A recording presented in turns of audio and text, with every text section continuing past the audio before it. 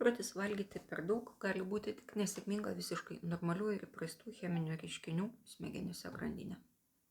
Tarkim, kažkas nesiseka, pavyzdžiui, dar liko daug darbo penktadienį prieš šventės, kažkas pasiūlo ledų porciją.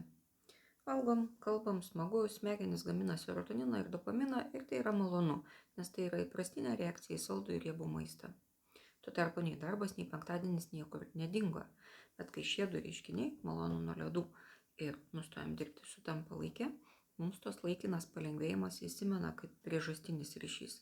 Mums pradeda atrodyti, kad palengvėjo, nes pavalgiau.